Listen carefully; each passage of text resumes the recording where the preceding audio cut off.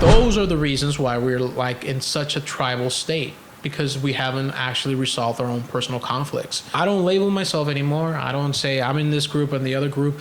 Yeah, I've participated in different political discussions with many different groups, different ranges of opinions. Ideally, I want to say that we can build a consensus and we can create a better world, but we shouldn't tell what other people should do or not do. We should do something about it in our own personal life and work towards that future.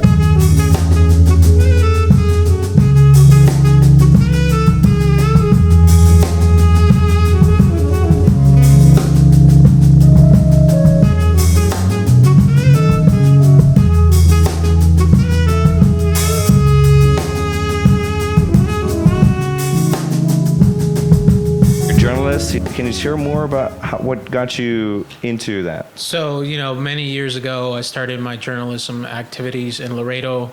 And in general, I think the unchecked opinions in what people believe society typically functions as such. They believe that society is based on certain principles of liberalism, everybody's included.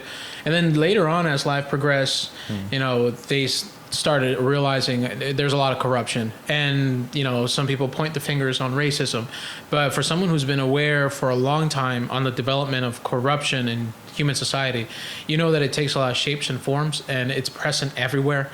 And when I started getting involved, I essentially started questioning and challenging the status quo. What is the established opinion? Why is it that there's preconceived conclusions that are perfectly acceptable, but once you analyze them, they're not really reasonable? So, okay, and many things to go into. I'm curious, just on that topic of liberalism, right? I'm sure there's a lot of, it's a packed word. It's a very packed word, right? It's like, packed word. And immediately I imagine anyone listening, I could imagine I'm the bad guy. And it's like, well, and I wouldn't even say that. It's more, there would be people that might feel like, what are you trying to say, But like the fact that could become a reaction, Well, I think maybe I should use more neutral language, because it could be provocative. Because if you think, okay, if I say liberalism, you're going to be thinking, well, he's a conservative. He's one of those people who everything is a snowflake and I'm better than others. Society is really based on stereotypical personas that are not really true to life. People are more complex. There's more gray areas and stuff. Not everything is black and white. Definitely there's some principles that are very black and white. I believe that all associations, relationships, contracts should be consensual. That's the key word. Everything has to be based on choice. And if one does not prefer to make a choice, then they should not be coerced through violence. I think in general people can agree with that. But when the implementation of how it works out and how it actually, deals out with justice, ideas of regulation, people usually don't make that connection. They make a leap of logic. They will say, well, we do need a centralized governmental body to ensure that everything is fair and justifiable and true. And yes, of course, we can have that, but really what will be more ideal is to have a decentralization of authority, or meaning you yourself are responsible for your own life, your personal property, and you should respect other people's personal property because it entails your own prosperity. If you go all over there and attack people, it actually means that you're going to be less prosperous because you're going to be fighting and you're not actually going to be building up and being prosperous. But back to the isms, so I started really getting into it. Real quick, before we get into that, sure. Would you say that that's what would you call all of that, like that line of thought? Like for me, when I hear those points of acknowledgement, I find it interesting because I'm not familiar with it. Right. And I wonder of those who may receive such points, what that might mean to them. And I'm curious, what would you call that? All that? Yeah. It's experience. In one word, I could say experience. Okay, so I don't know how else to say it, but if you get involved in politics, you get involved in philosophy, psychology, spirituality, it's not just said and done. It's not just, I believe this is it and that's all there is. That's how people usually believe with ideas. That's all there is. But with art and with science. It's an unfinished process. It's an ongoing process that it requires the involvement of every individual to their capacity.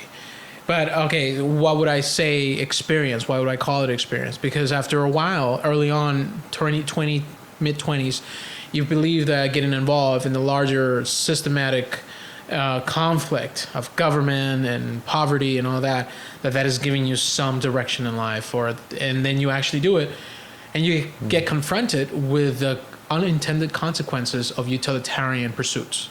Utilitarian pursuits. The utilitarianism, in a nutshell, means the greatest good that could benefit everyone, and that sounds reasonable, but then you have to have some skepticism with any idea.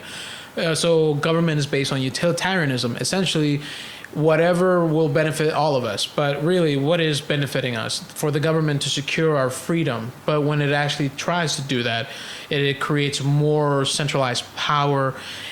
And that centralization of power removes us from our own personal freedom. It doesn't actually make us secure. So surface level, that's the selling pitch. Right. It's going to help everybody. In reality, different. Right. I find it so interesting because, in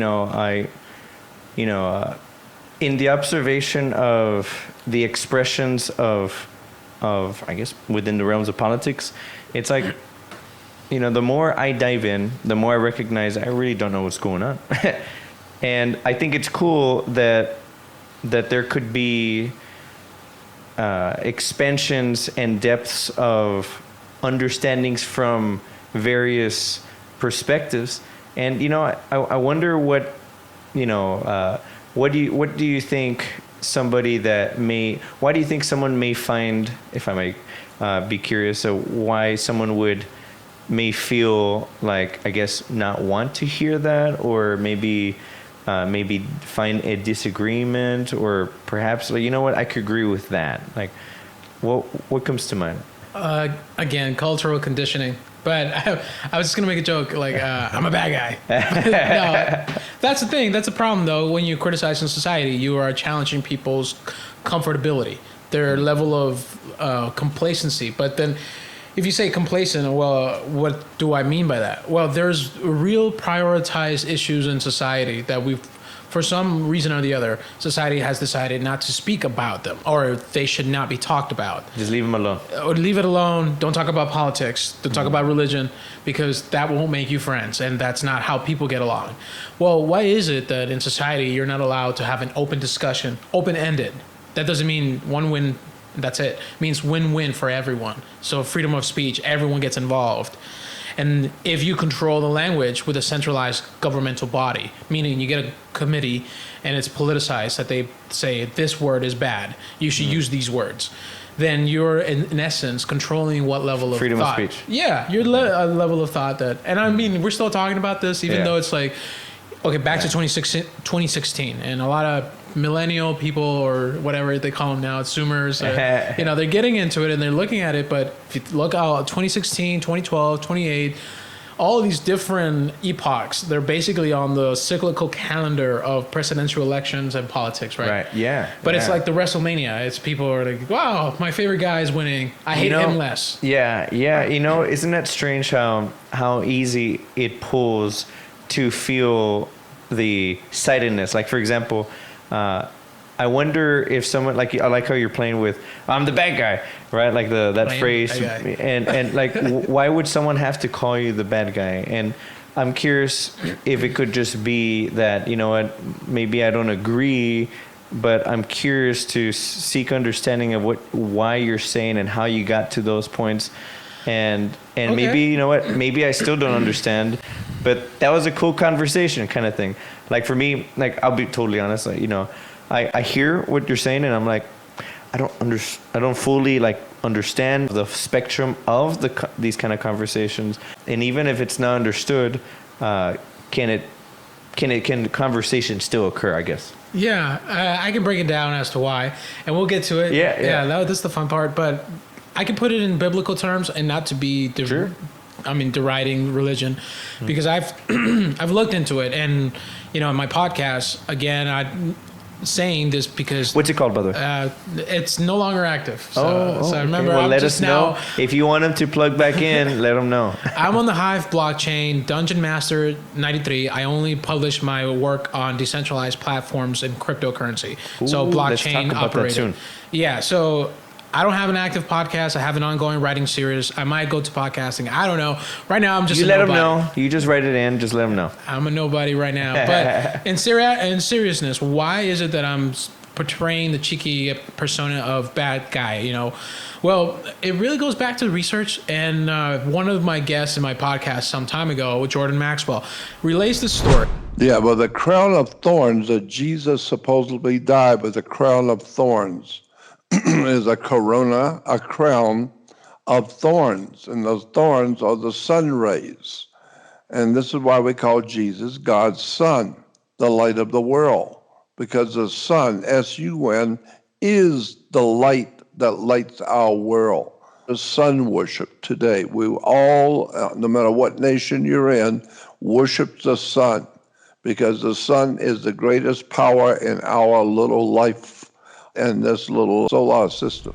He's a predominant godfather of conspiracy. Basically, his theory in a nutshell is that the story in the Bible is a metaphorical truth that is symbolic of the never-ending story of the forces of evil and the forces of good. Usually what people think the Bible is, right?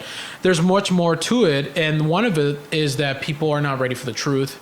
People will rather have Barabbas. So the story is that he relays, and I really like this story. That's why I bring it out. Essentially, when Jesus Christ was being judged and he was about to be sentenced, there was a moment of redemption, a moment where the guards are speaking to the Jewish crowd, and they say, we have Barabbas, who's a criminal convict, and he's been repeatedly a menace in society. Or we have Jesus Christ, this righteous miracle worker. Mm-hmm. And people would rather choose the criminal convict in the story. The crowd chooses Barabbas. They choose to redeem him of death. There's their religious right that allows for a criminal to be redeemed. They chose Barabbas because it's a lot better for them to be in their own deception and illusion. Okay, so that's one biblical example, but we can talk philosophical, like the Platonic cave, you know, the Plato's cave. Right. I love this one. If you're not familiar, Essentially, you know, people live in a world of shadows, in the catacombs of ignorance, and they prefer that because it's a interesting story. It's a myth. And when they have to walk into the sunlight, it's a very arduous task because they have to climb. Yeah, exactly. And it's a hole that they're climbing out of. That's the hole of ignorance. And so the Socratic ideal is to be actively skeptical of your own beliefs and ideas. What do you think? Do you think there's a hesitancy to be skeptical on the entirety of things that are being raised as, you know, that's reflective of convictions?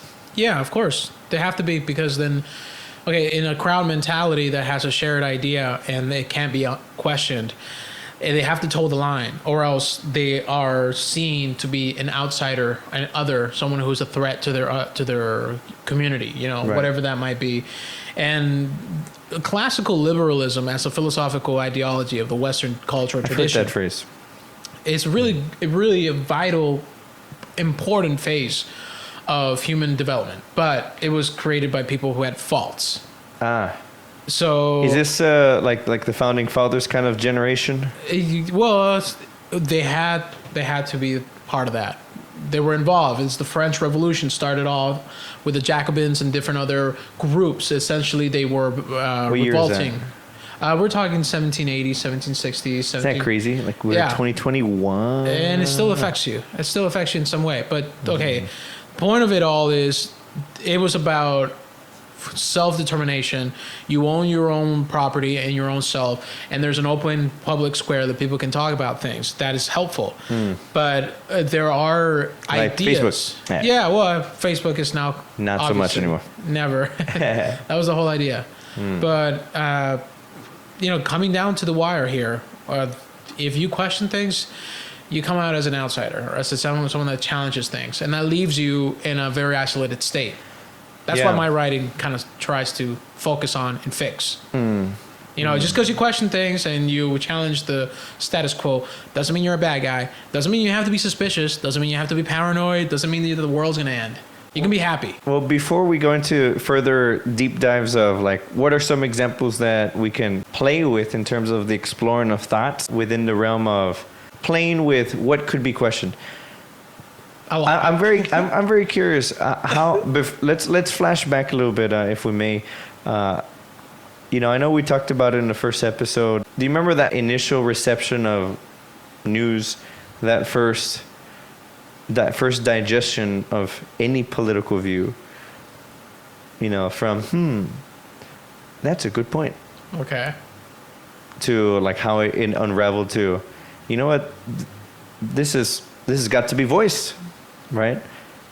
And then how it got to the point of full-blown expression. You know what, I'm gonna go out and I'm gonna express, like something must be done about it, right?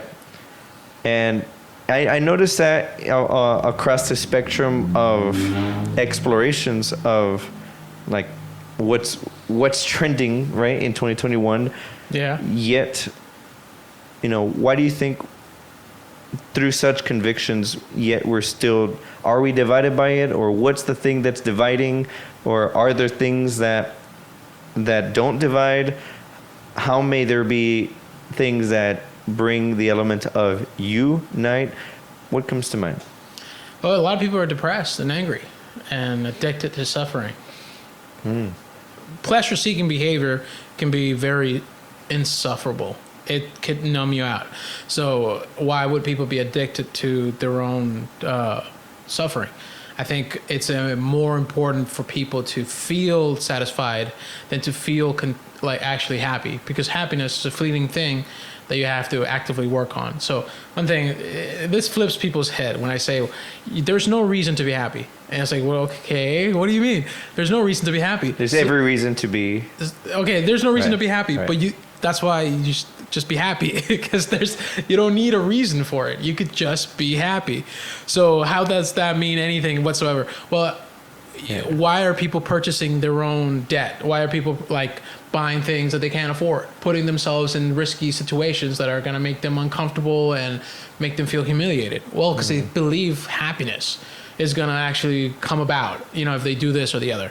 That's the whole objective of the Madison Avenue corporate agenda, you know, to keep the consumers going. Madison Avenue. So it's just sort of like a colloquial way of saying, you know, like the industry marketing. Okay. Yeah, they want you to buy, and it's weird. Okay, so I'm taking a class. It's just a random thing. Okay. Taking a class to finish some certification that I want. Anyways, but business intelligence is important in the marketing of any product. So essentially, you know, companies, they data mine your persona online, find out things about you, and then that's how they plug in.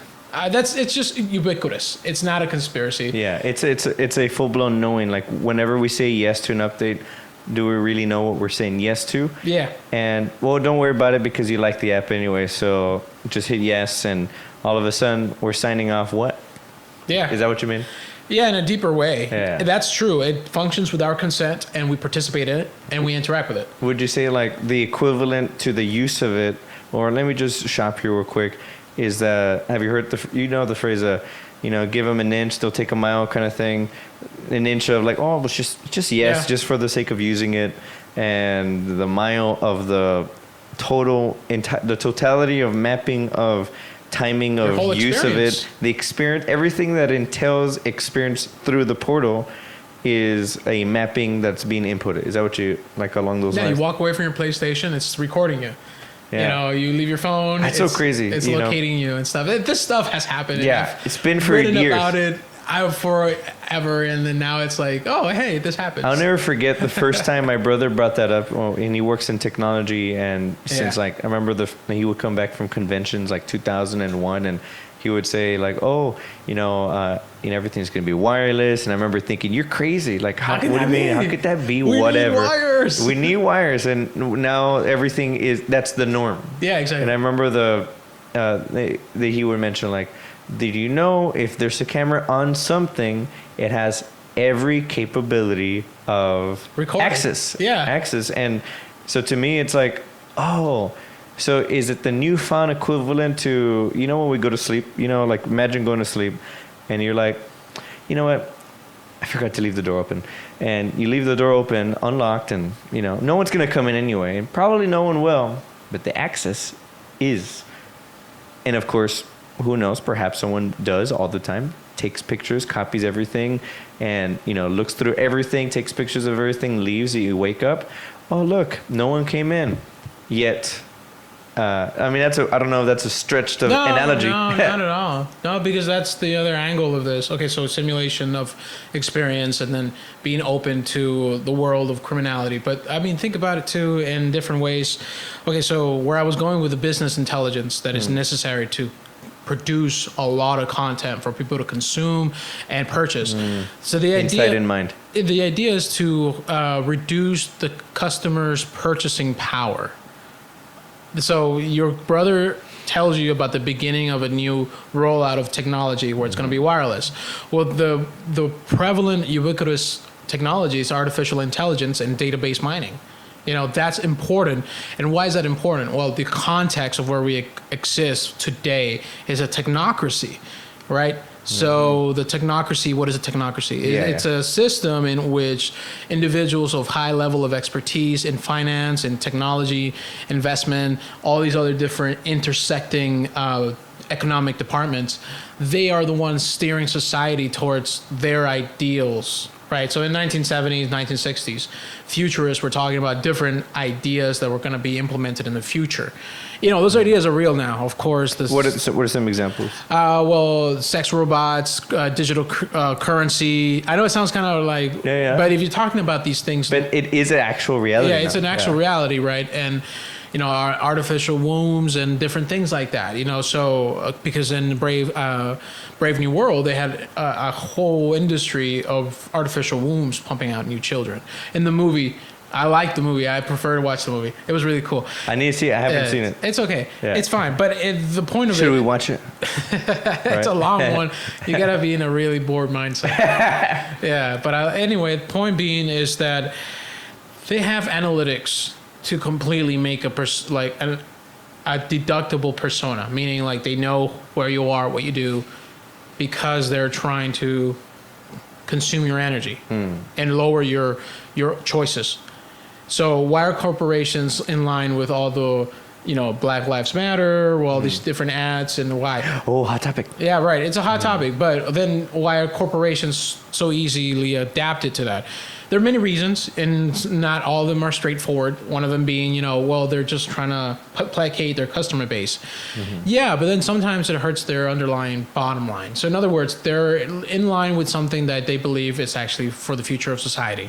So in a technocratic reality, the reason that there's this idea of assimilating other cultures and making them feel inclusive is not necessarily on the surface. It might feel like everyone is being included in a new level of human evolution. In reality, what's actually happening is centralization of power through technological means and a highly sophisticated information conditioning. It's a big one. Say it again. Highly information conditioning. I'm sorry. Just kind of. No. I feel that, and I want to unpack that. The idea that these phones are phones, it's like the name of it has been grandfathered into what it happens to also entail, which is, oh, hey, how's it going? But if we're to collect the hours of use, the actuality of the slab of glass is something that deserves its own name, such as a portable portal of some sorts. It's a supercomputer, man. And the augmented reality, it's happening in real time. And that's a real definite stepping stone into evolution. And the kids don't know. They're just like, oh, okay, cool. Well, they're carrying along with the trends of political opinion, again, and established thought. Okay, it's okay for artificial intelligence to run certain things. Why?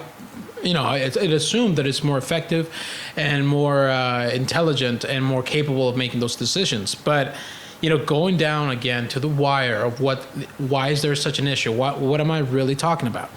I'm talking about a runaway society where the public is not fully involved, but when they are involved, they're involved in divisive political action that is not productive or universally applied for everyone.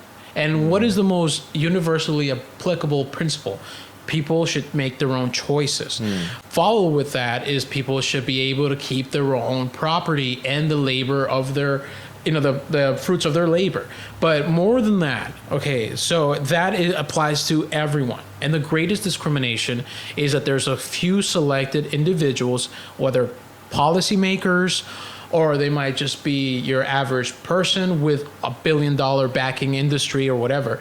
These individuals have a lot of power and influence. It's not just free. Would you say like the Amazons of the world?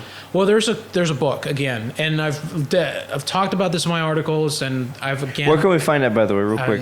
On thehive.io. Look for the name Dungeon Master 93. That's my username.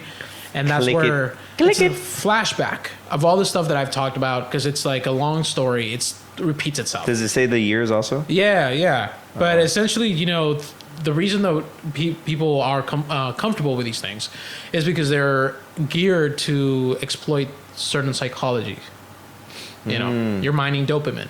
Right, magnifying it. Yeah. And distracting everything else. Yeah. That's it's so cool to look at that. We just opened up the vortex, and there's all this sharing, wondering of thoughts, and that's really, I'm so grateful for your expressions of thought. It's made an impression on me in terms of the releasing of my own convictions, to the point of just recognizing, look, what I thought I knew, I'd rather let go what I think I know. And I think that's where the spirit of just like I find myself residing within the realms of curiosity, because I'm like, how did you get to such points of I guess acknowledgement? Where that understanding came from? Yeah. Well, okay, to follow up with the point that I was making, there's a book called Superclass. David Rothkopf. It's a simple, straightforward book. Essentially, he's a sociologist, and he mingles with all these financiers, high-level industrial types, And the idea is that they're technocrats. They're the elite of society. They have a lot of influence. But the reason that they have so much power and magnanimity is because they're allied and partnered with government. And government creates winners out of losers. An allower. Yeah, in a political sense that is not universally applicable to all of us. So this is related to like existential experience. This is related to dollar mechanisms. It's a real big story. So it's not just... Dollar mechanism? What's that? Okay, so again, everything's interconnected. If you would like to know more, go follow those articles. Okay. And I'll... Follow it. Share your thoughts. I mean, especially if it resonates within you. It's like, what does that mean? What is that about? There's links below that can be followed into your flows. I'll share like the most the articles that I feel are more resounding. They might be a flashback, but they're actually pertinent. Okay, so if you live in a society that is controlled by a centralized government, or any society that has a government, essentially they also have a currency that is approved by the government. And okay, this seems bland and boring. It definitely is boring, but dollar in general controls our whole existence. Money. Without it, you can't travel. It bears the potential of what's next. Yes. And okay, and why do people, again, unquestioned, not skeptical about the dollar system, the mechanisms behind it? Oh, because I need my food, I need to go to gas, I need to take my kids to school. And survival mode. Yeah. I mean, the same stuff. I'm not like in my holy mountain over here. I'm actually existing in society, and that's why I'm very, very take it personal, because it's stealing my labor. So it's a debt-based society. So in other words, the money that is printed is creating more debt. But this is a story that a lot of people who begin to know about politics, they find out about that the money is not productive, in that it's not helpful towards savings, because it's no longer geared towards keeping people savings. It's geared towards giving free money to the highest level of industry types, because they believe that they're too big to fail. So in 2008, 2004, that was all a very, very important epoch. And especially the iPhones, the Apple, all that revolutionized. People got really glued into it. Do I remember people making lines, standing out in lines? Right. I'm curious, those who are reaching into their 20s right now, do they have that memory, or were they in elementary school where it was perhaps not so much, or maybe they do, or I don't know. I wonder. Phone probably too. They probably already, they were in line, as a kid, like, oh, I feel the hype. They go I with don't their know. dad or something. Yeah, but you were saying. Yeah. Okay. So that was a critical moment, not only for the emergent technologies, but also in that the government got more involved in the marketplace and was directing exactly what was going to happen. So the bailouts, the crash, Occupy Wall Street. I was there and I went and did my own thing. How old were you when you went? Shoot, man. I don't know. I think it was in 2008 or 2012, 18 to 21. Man, so it's like, imagine the 18-year-olds right now who like really want to, like seek out what's going on, and perhaps there's a lot of reception of a particular view. And if this is new to you, I'm curious what this means in terms of like in the trying to make sense of how it all fits. Because ultimately, information forms. It just forms. It's like it doesn't. It's not supposed to be, doesn't supposed to. It's not supposed to reside anywhere. We make sense of it, and I'm curious what it means to them. And here you were then, and in the middle, Occupy Wall Street. And when we find that point, I want to bring up, what your thoughts were in observation. Now we're looking back at the GameStonk situation, but before we go there, I want to ask that. It's gonna be a long one. Yeah, I like it. I hope you don't mind. No, please. Anyways, so you got to go out there and explore your ideas. And demonstrations, protests, activism. If you got to go see it for yourself, I'm not saying don't do it. I'm just simply stating my own experience. So. Occupy Wall Street and all that, it was based on a lot of anger in that people were losing their homes, and the bankers or people who were operating in that marketplace speculating in the prices of homes, purchasing of homes just because they're going to resell it, repackage it. And there was a lot of debt contracts and obligations that were not met or fulfilled. In other words, a lot of people made a lot of risky bets, but they had political connections. Risky bets, does that mean allowing people to buy homes that perhaps could not afford? That's one aspect, but it was, in a way, it could have worked out I'm completely against government action because it's always counterproductive. It always hurts someone. You don't actually create things. You're taking from someone and giving to others. But it could have worked out better. But the way that they did it made it so it appeared, in my opinion, it's not a fact, as predatory towards people of low income who are looking to purchase a home, but because of their long traditional workplace situation, or they're living in a bad economic region, and because of various political decisions. And once again, I don't know what the facts are, but Yeah. I share that observation. I don't know what to think of it. I wonder if that was a strategic move, or it just happened to be out of happenstance, and it happened to be a lot of them. I don't know. Well, it's a big story, and I'm just generalizing and just sharing some of the things that I've concluded. Circa 2008. Yeah. So, and people were losing their home, and that was a big deal. But in fact, from my opinion, this is a fact, but I developed an opinion based on it. Right. The government was backing up the people who created all those bad risks, all the people who created all that bad debt. Do we know who that is? Yes, like Michael Chertoff and different other individuals that are connected to the Federal Reserve. There's people who've been politicians, senators, and congressmen who were being almost coerced to vote for a $700 bailout. So we think about these stimulus and the recent $6 trillion development infrastructure package from Biden, and it's just just money comes out of nowhere. That's as of right now. What's the status in that? It's gonna happen, but it's the largest debt. You think it's gonna, or is it being slowed down? It could not, but I think it's the wave, because if you one thing after the other. Yeah. I just have to finish this one. Yeah, the reason that it's gonna happen is because of the quote propaganda. Build back better. They're not gonna let go of that. They're actually gonna do it. But that's okay. We're going down. But it sounds so good, though. Of course, and it sounds like every other governmental body in sudden unison are using yeah. the same phraseology and they're pushing the same ideas. It just so happens by coincidence, of course. It's a very pertinent question to ask, how do we build back better? To build back better or whatever. We have a chance to reset the clock and build back better than before. To build back better than before. As we try to build back from this global pandemic. Joe Biden calls it Build Back Better. Build back better. Building back better. To build back better. Build it back better. Build it back better. It's my plan to build back better. Start taking all the problems that have been created in education and mental health and start to build back in a positive way. I have launched a booklet called Build Back Better, Britain after coronavirus. And reset the ways in which we live. The great opportunity for reset.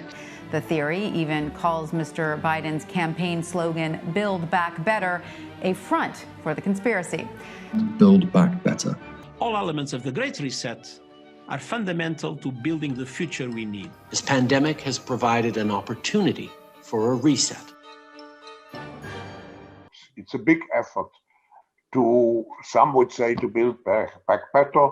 We would say to really have a great reset. Conspiracy, conspiracy. Conspiracy. Anyways, okay, going back, because this is a first step. A first step over here on the, okay, so why would people not be able to question the money, the supply? Why does it have anything to do with their personal life?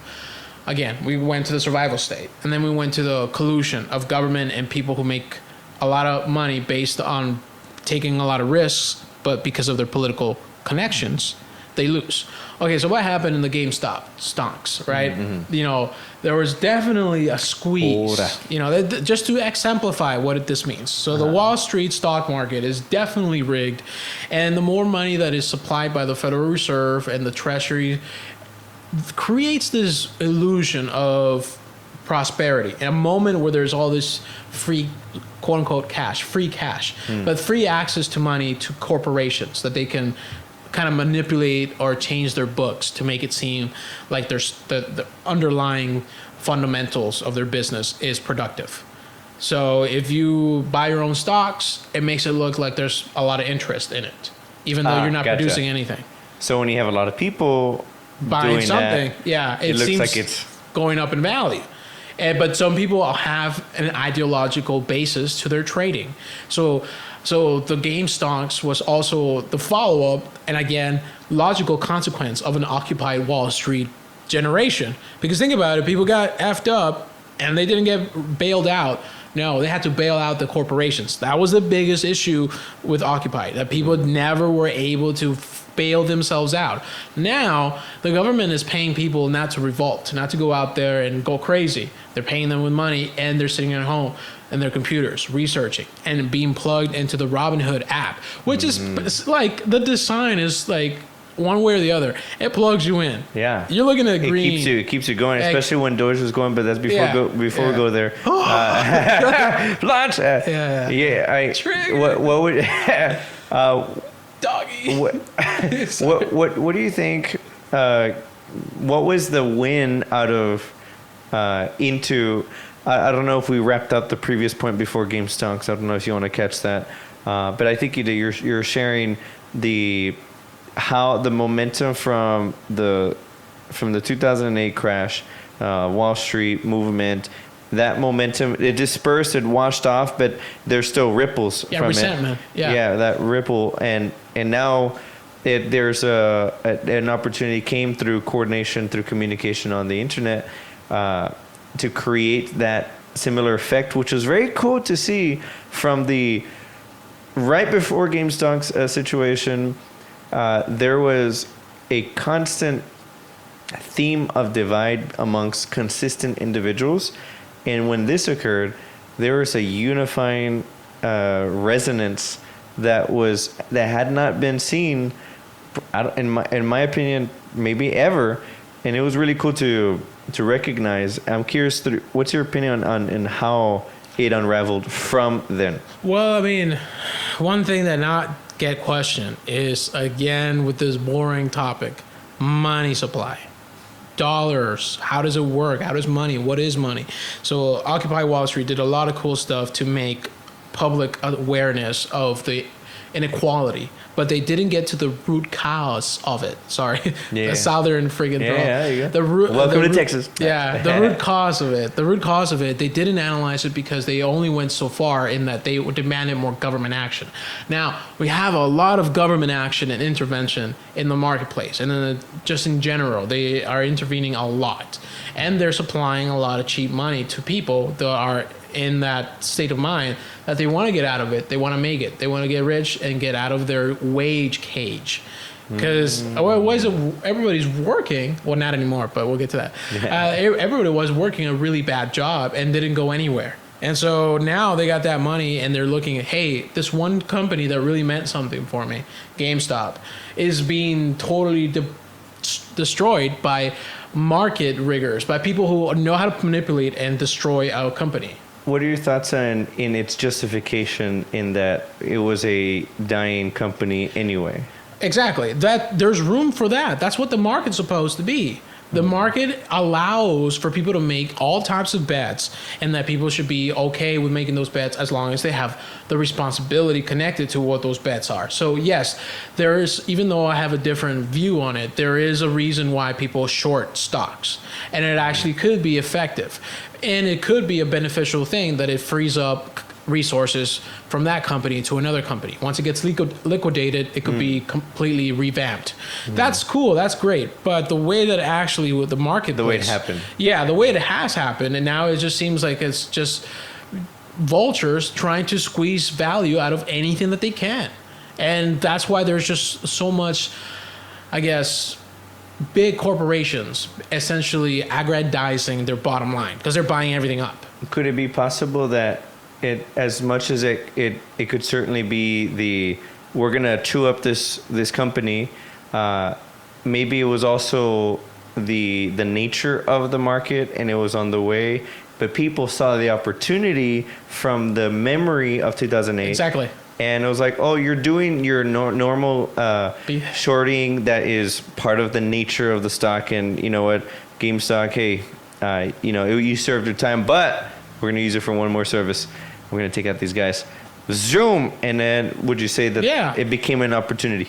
But the whole missed point again is that was an awesome opportunity for some people, but people don't fully understand market fundamentals or how to get out of the market. It was chance. It was a critical opportunity, and if you were ready for it, you could have made a lot of money, and you probably did make a lot of money if you were there before a whole storm. But I'm saying, think about it what is the underpinning of the banks? What is keeping them in solvent way? So this is a random question, obviously, but it's connected because in the past, I was advocating global insurrection against banker occupation. Basically, you buy up silver or other alternative currencies and you dump the dollar so that you can critically, at the root cause of all of this inequality and all this warfare and all that, you are actually divorcing yourself from it.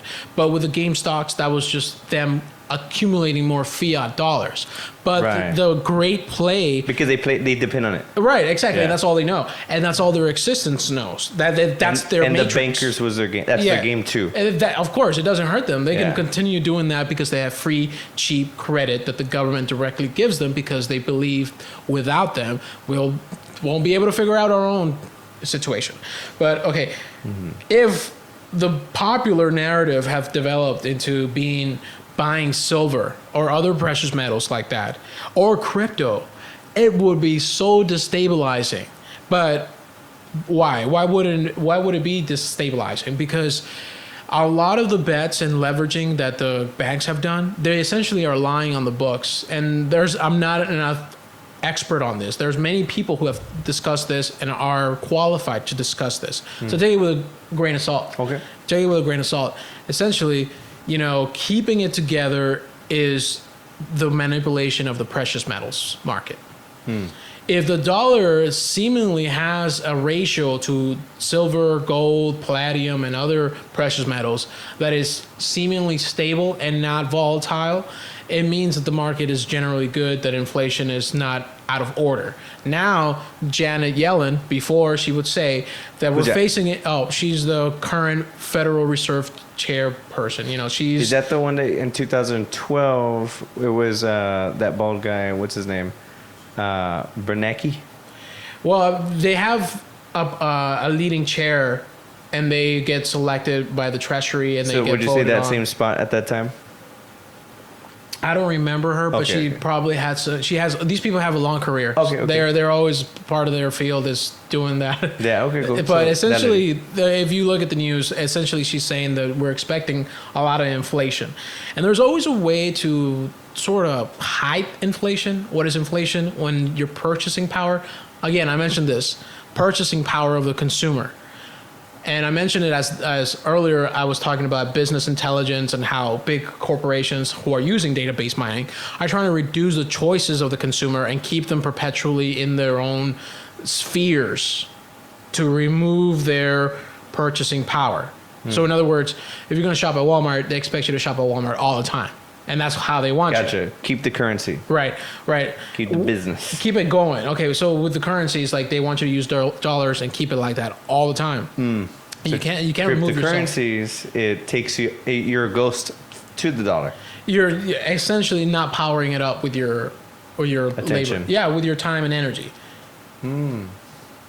So why do you think Bitcoin is such a presence in today's conversation? Well, because it's necessary. It's inevitable. Things like this occur because they need to. Again, we've mentioned this. How are people going to change? Well, there are certain situations, certain challenges, and this creates a need, but it doesn't really create like a lack of, but it creates a need for opportunity, for inventions, for entrepreneurial action. So, I mean, I've been in Bitcoin for a long time. But my disappointment. What got you into it? Essentially, the very same issue that we just talked about. How can I change my life? How can I liberate myself? How can I actually be myself without having to participate in the wage cage? How can I get paid for being a journalist? Why do I have to go to some indoctrinating institution to tell me how to ask questions? And you clock in so you can get paid to do that and do journalism. Yeah, have approved conclusions and opinions. I mean, people who worked, and I know because I used to be participating as an independent journalist in Laredo, Texas. There was younger people or around people the same age as me, and they worked only as someone who did a specific job for a paycheck, and they weren't able to have creative freedom or be able to publish what they want because it's all a franchise. It's all a top-down hierarchical organization. You're just there to toe the line. So how do I break free of that? How can I continue being myself without just giving up my own authority and self-respect and all that? And that's why. So do you remember that first time you ran across the word like Bitcoin? Like, what's that about? Like, yeah, I do. What was your intro? I used to participate in a lot of libertarian agorist conferences. What's agorist? Agorist is a tactic. It's not necessarily a philosophy, but the tactic is essentially that it's the realization that we all live in a society that is upside down. Government is actually stealing from us. It's actually coercing us with violence. And agorism is a tactic of living free despite all the obstacles that are imposed upon us. So an agorist action, what would it be like? It's typically peaceful, mutually beneficial, and it produces value. So it could be you starting a garden, or it could be you not holding any judgment or reservation on particularly voluntary action. So if someone is giving you a good or an item and you consent to them, you are respecting that you know what you're getting yourself into, you're responsible for it, and no one should be in the middle of that transaction. There should not be a person taking your well-earned money. Right. Is that where someone might say, well, and I know we're talking about this on the way here, is this where someone would say, well, how else are we going to get highways? How else are we going to get ambulances and all the things that are made available from coercion? And it doesn't feel like coercion. Is that where someone might say something along those lines? Yeah, I've heard it all the time, and I've heard all these different explanations and angles. And something that I just break down and say, we do, and we have it. It's based on human action, and it's based on common sense. And people participate and collaborate together. That does not mean that that is principally responsible by government, that a government action created Which is confusing to me because it's like see, there we go. When you actually separate human society from coercion and government action, you start realizing, no, this is already functioning. It's just that somebody's getting in the way of it. And in between that consensual transaction and contract, somebody's getting in the between of that, and they're actually exacerbating the situation. They're making it a little bit worse. Okay, so it doesn't mean we can't have highways. It just means that we can actually have better, more effective, more adapting and progressive ways of living. And I don't mean progressive as everything and anything goes. It just means that society's gearing up towards a more positive, where it could be merited that things are more efficient. They're getting better. And not just efficient, better, but I'm saying in quality of life, respect for human property, respect for just the essence of being, and not riots, burning down, and poverty, and anything but that. All that, yeah, because this is a typical thing. This happens all the time. When there is an economic collapse or crisis, people lose their senses. They stop caring. So they start selling themselves. Is that why? Do you think that's why there's a rise in well, I'm curious. What are your thoughts and observations in the rise of the normality of looting? I there's so much footage of police cars being jumped on and celebrated, and to me it's awkward to see how there's even like almost everyone that's jumping on the cop car, and like I see them with their phones, and they're like, "Hey, look at me jumping on the car." I'm like, "What does that mean?" Yeah. Well, I'm curious. What are your thoughts on that? Has it become more present today? Has it just always been, and the internet just highlights it, or then maybe it's becoming more present and the internet just magnifying it? Well, that skit from George Carlin talking about, we love war, we like it, we're good at it. American society is a warlike, mythological society, and I mean, criminality has been present for a long time. It's in the cinemas. I mean, film specifically, there details a lot of criminality, and just in general how it's organized. It could be the Italians, it could be different ethnic groups. It doesn't necessarily have mafias. That's the problem in general. It's that people are tribal and they want to do negative action, and they want to take shortcuts, and they want to hurt others and coerce them. So mafias are just like governments. It's just that government is more successful in centralizing and monopolizing power.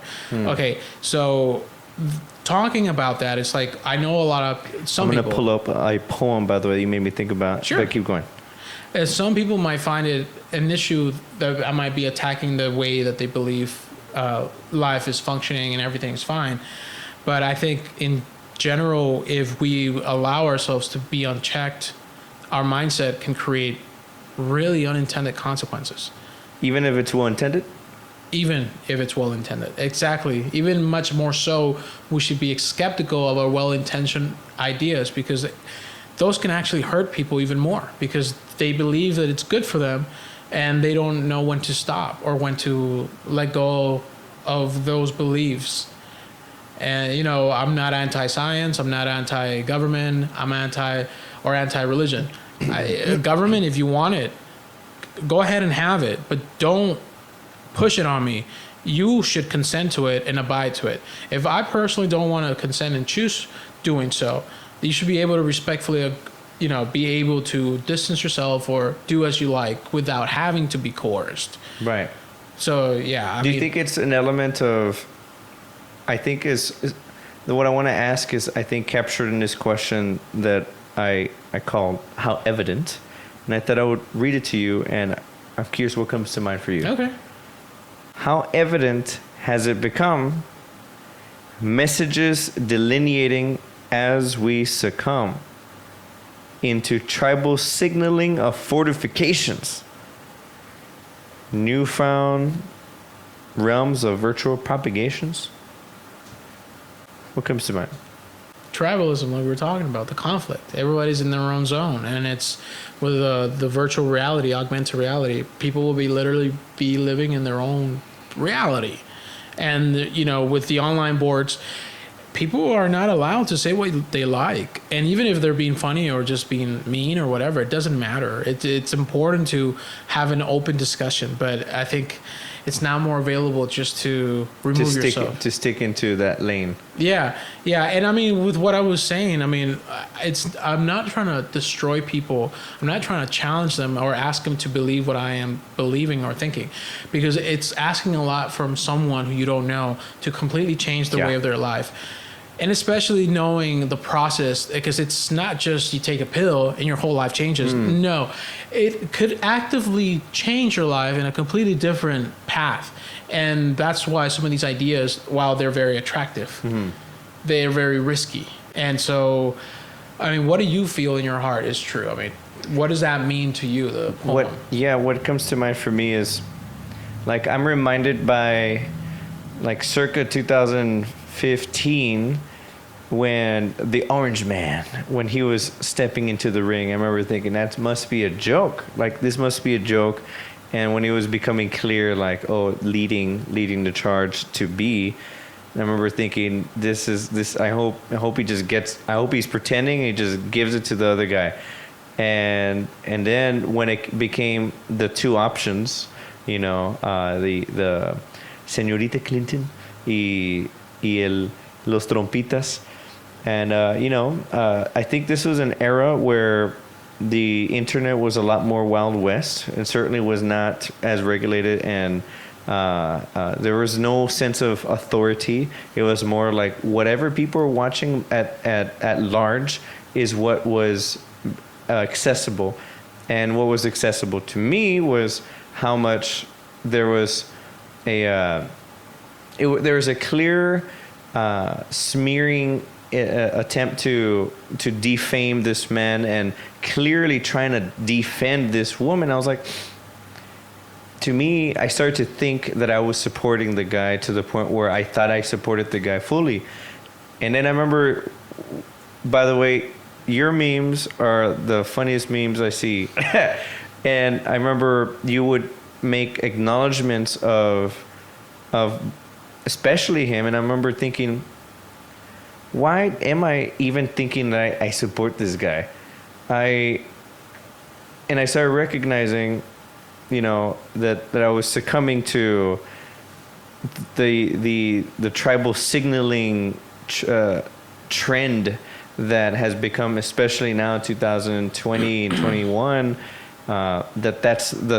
it's almost like when you step out the door and you see anybody at the gas station, there's that mutual wondering, like, where are we in terms of, that delineation of tribe, to the point where I've just come to the point where I see it more as like a role play virtually, and that's playing out. And whenever we think we're supporting somebody or trying to, I'm going to not support that person by supporting this person. It's a lot of LARPing. Yeah. Yeah, that's what it is, man. Yeah, I'll be at the gas station, somebody's with a truck and a big Trump flag. It makes them feel good. Yeah. They're doing something, It's like the QAnon conspiracy type. It's like Pokemon Go for, the political right, because you are chasing. That's good. But there's real connections to these. These are. I did see friends who were totally into that. I remember thinking, like, are you okay?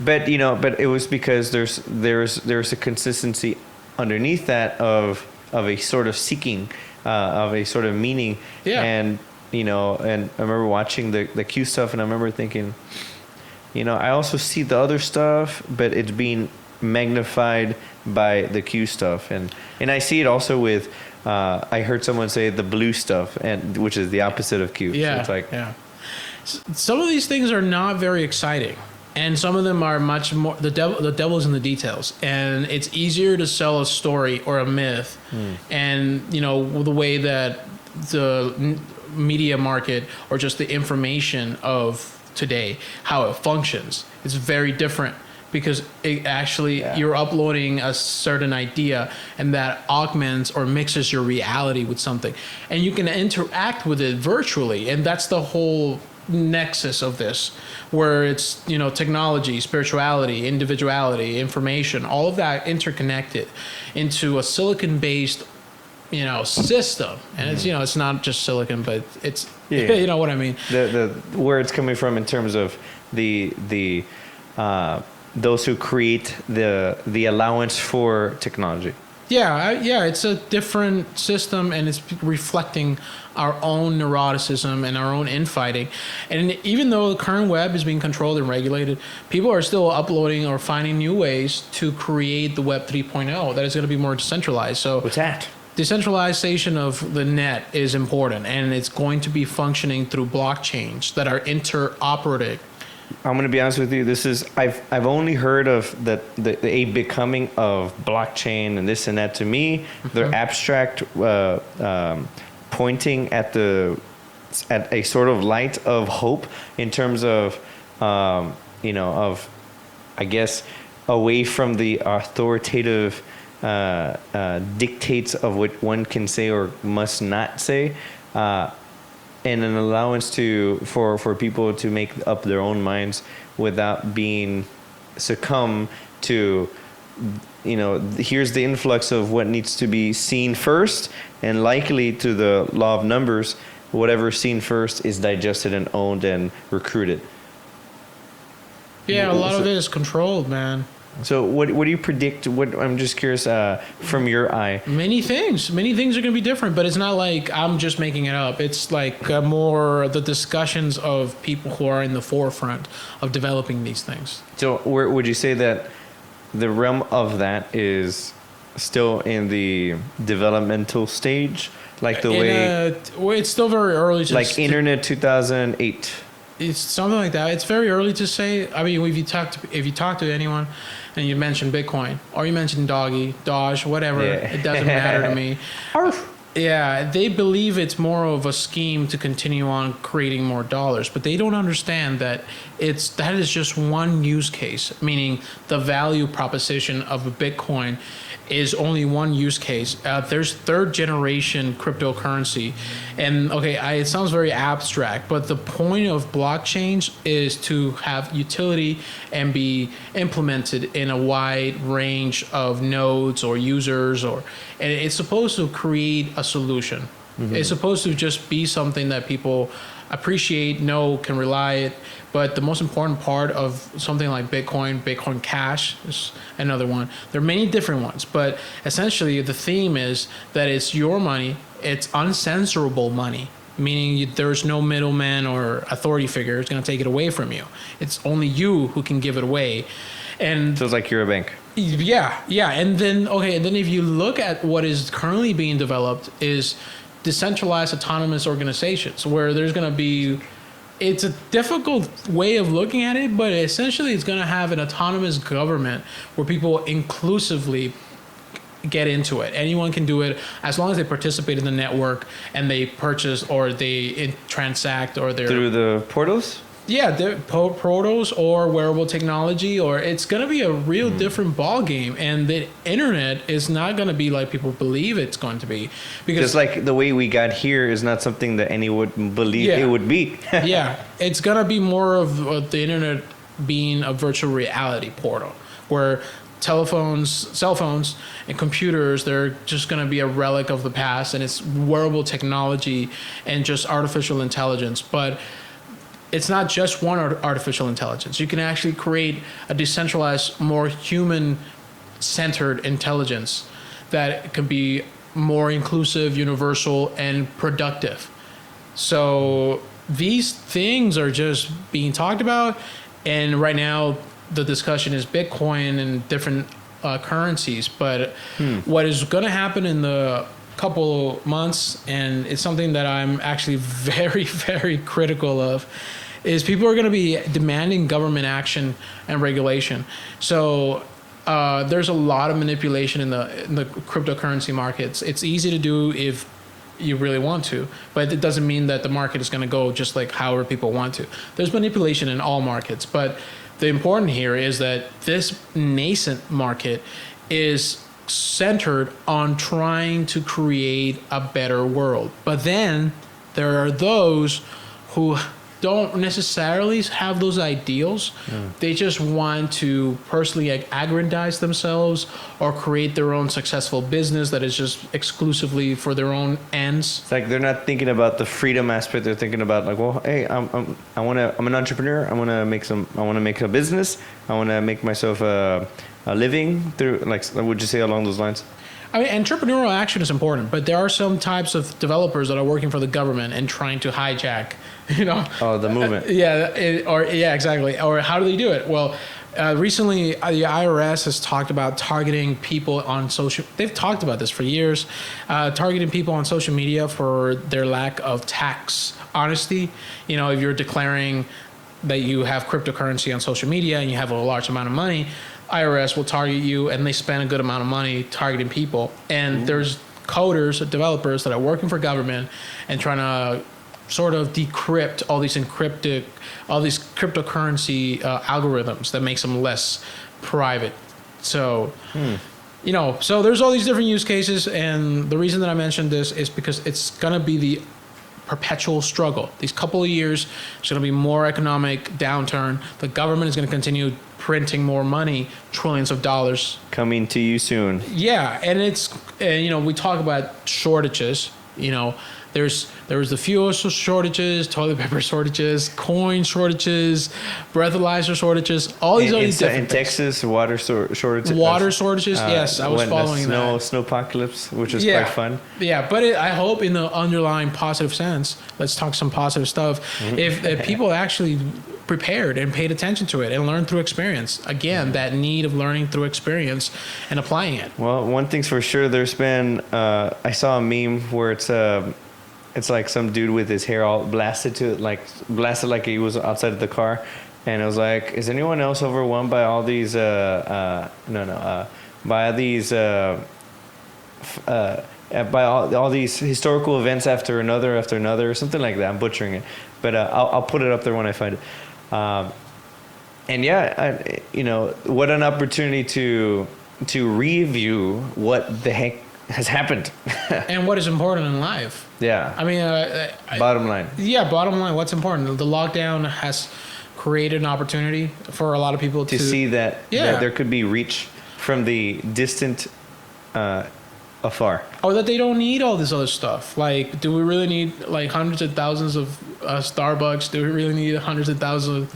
I know it's convenient. I do it myself. I love going to all these different places and just getting something convenient. Great. Yeah, but what if it actually is a counterproductive and it's just expensive and not necessarily good for all of us? And it doesn't mean that you have to force people to change their ways, but with this lockdown, bottom line, I think they realized that maybe working a meaningless job is not necessarily what they want to do. Maybe being in a relationship that is baseless, that has no real connection, is not a good thing to do. And maybe keeping up with people and cherishing those who you love is actually more important. Checking on thy neighbor. Yeah, trying to help each other out and keep people together. You start realizing you miss, hugging, you miss hanging out with people, you miss sharing the same space. Especially the absence of it. Yeah. Well, because of the absence of it. Yeah, of course. And I mean, for me, this has been a critical opportunity because I don't have to expose it. I don't have to continuously write articles and be like this and that and the other. It exposes itself, and I've done several attempts to do that and help people see it for themselves. Now I'm more interested in like, all right, if you've seen it for yourself and you got eyes that can see and a heart that really believes in yourself, there's opportunities in this whole dark adversity.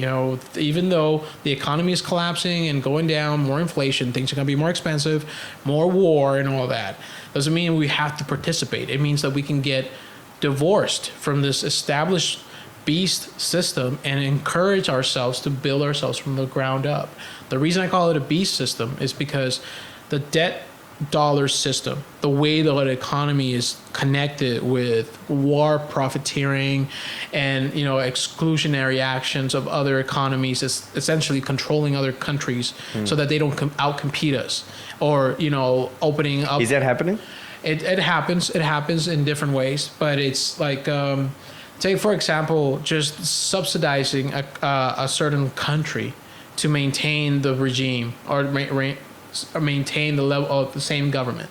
There's been riots in Guatemala, Honduras, and different places where their government is supported by the United States, and they are giving them weapons of war because of the war on drugs, right? And if a society and an economy or a country and they want it for themselves to participate in several market actions.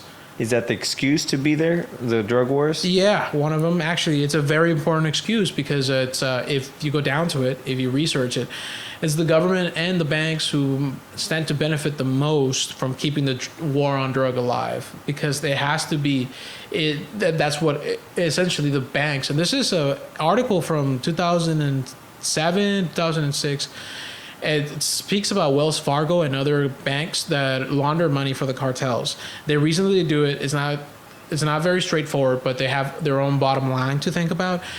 They have shortcomings on their books, so they use dirty money to sort of cover it up and camouflage it and make it seem like they're actively processing transactions and have a lot of cash on hand.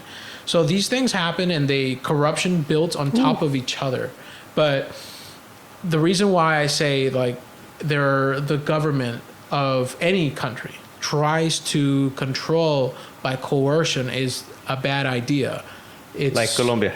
Yeah, well, and Colombia is supported by the United States, and it's a narco state, and the military is participating in that, of course. What do you think of what was recently unveiling? I think it was early May, where I just couldn't help but to be shocked by footage of police or military, I don't know, literally shooting into crowds of, I guess, people. And what are your thoughts on? Is that all along those lines, or is that a separate event? No, those are along those lines. I mean, the helicopters that are used by the police are given by the government of the United States, the DAA. So, these things occur, and there's a reason that they continue to occur. And people just sort of want to decide for themselves what they want to do. Apparently. Right. Well, that brings me to a question I want that flowed through me this morning that I wanted to ask you. There are a series of 3 questions, and I'll just ring them. I'm curious what comes to mind. How do you think, or rather, what is your observation on how effectively our peoples have been recruited into tribal factions? How may we realize how incredibly effective this occurred and is occurring? And lastly, and why, in your opinion, do you think and feel such observation has been so effective? It's a lot of thoughts right there. I think it's it took a while, but the righteous anger and indignation that we experience in the actions of others makes us believe that we have the right to tell others what to do and what should not be done. And getting people involved in political committees and governmental bodies to push your personal projection of what a better world is a well-intentioned idea, but it's counterproductive, and it creates more division because people want to choose for themselves. And how may we see it, right? Yes, how do we see it? Well, in the lack of productivity, the lack of happiness, that's why a lot of people they're feeling angry, and why they're having a lot of mental disorders, because society is geared to supplanting their authentic choice and their power as individuals, because it relies on them staying comfortable consumers and going along with the consensus. If you step out of line, then you're creating a problem, which creates the need to deal with that problem. And the best way for the government types or for people who support this established authority is to do it with violence, do it with threats, do it with force. Those are the reasons why we're in such a tribal state, because we haven't actually resolved our own personal conflicts. That's what my writing deals with. How to deal with your own personal conflict. I don't label myself anymore. I don't say I'm in this group and the other group. I've participated in different political discussions with many different groups, different ranges of opinions. Ideally, I want to say that we can build a consensus and we can create a better world, but we shouldn't tell what other people should do and not do. We should do something about it in our own personal life and work towards that future. Yeah.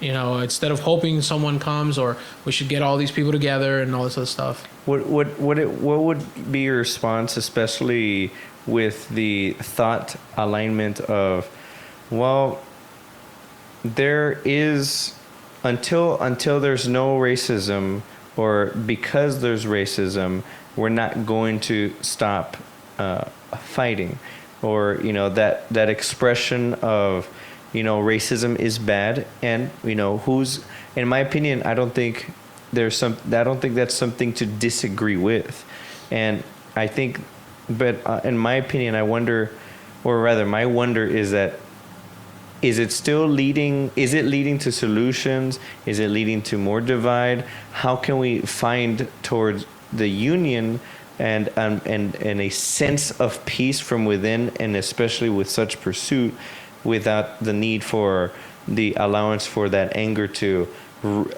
be allowed to unleash? There were a lot of opportunities to have an open conversation. Both sides didn't want to do that. They wanted to they just wanted to cherry pick and disrespect each other and not listen to each other.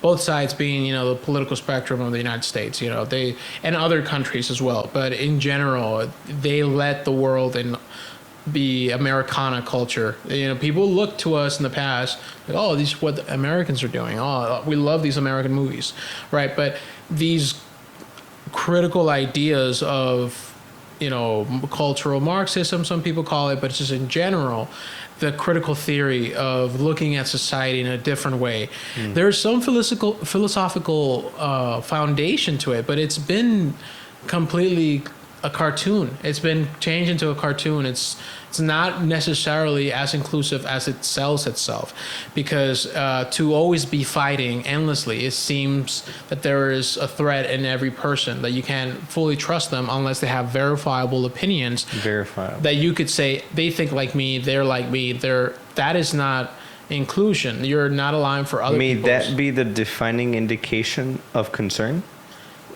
Well, that's how people get alarmed. Say, what do you mean you don't trust this? What do you mean you don't want to go along with this? And to debate every detail. I'm not here to tell people, hey, don't do this, don't do that. I'm not here to change it. I'm just saying, I've seen all these different types of people try to change each other. They don't want to change themselves. They are comfortable in what they want to conflict with others. They're comfortable with the conflict.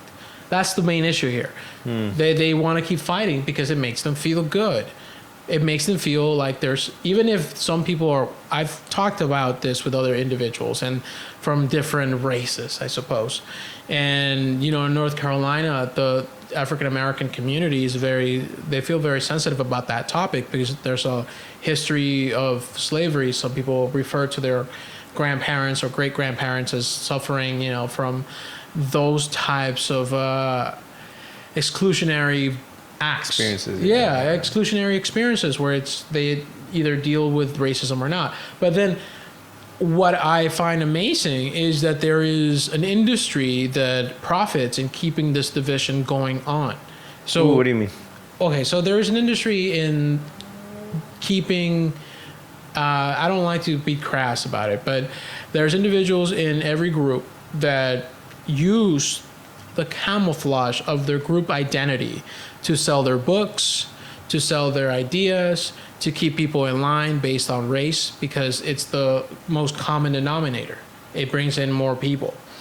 And is there racism in society? Have I experienced racism? Yes, of course. And I think that general people, that's one universal aspect. I don't call it racism in general. I call it tribalism, because it's a universal aspect of humanity where a community sees itself as something and it's an identity, and they want to keep it as such.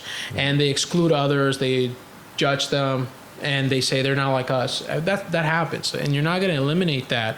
Even if you condition the language, which is the reason why a lot of pronouns, a lot of words are excluded or underlined as important because they're trying to, meaning individuals that are prominent in society and have the backing of governmental authorities and the government and corporations.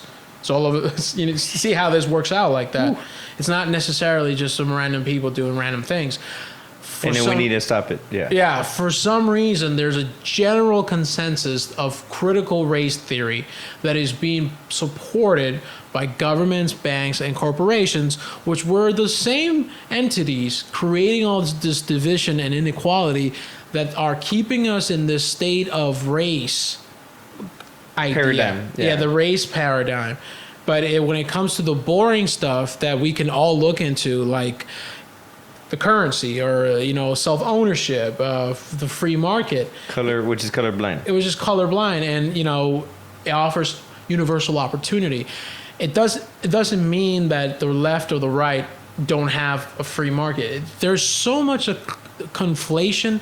There's so much lack of understanding what the free market is.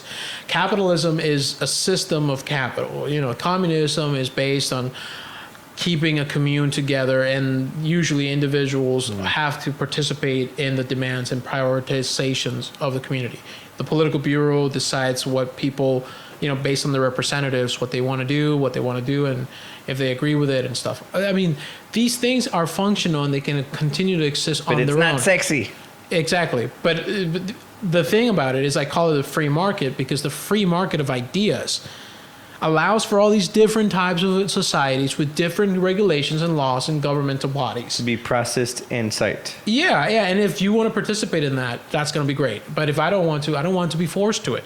That's what's so important about the next step of the internet and just the open source blockchain and cryptocurrency is that you're actually going to be able to divorce yourself from all these cultural norms and expectations that are based on keeping the institutions in power. And then you can choose for yourself, all right, you know what? I will be able to upload my realtor license with this blockchain, and it will be verifiable, and I can participate in virtual realty or physical realty, where I'll be able to sell and transact and exchange the value of property and the deed of that is verifiably owned by a person on a blockchain. Oh, well, what's happening in Africa here? It's an important topic here. Well, Africa, Ethiopia, the country in Ethiopia, Africans love the free market. That's one thing that doesn't get talked about enough. They love the free market because it gives them more opportunity. Africans or different countries have a very entrepreneurial culture, like Ethiopia, Nigeria, other countries of that sort. Okay, South Africa and different places. There's just this idea. There's different. Africa is a large continent, but from the interactions and experiences that I've had with individuals originating from that world, they tell me that they're really into creating themselves, building themselves up. They have a different mentality. They're ready for the next step of human evolution, is what I'm saying. So with the latest news, okay, with my current investment, what I really focus on, Cardano.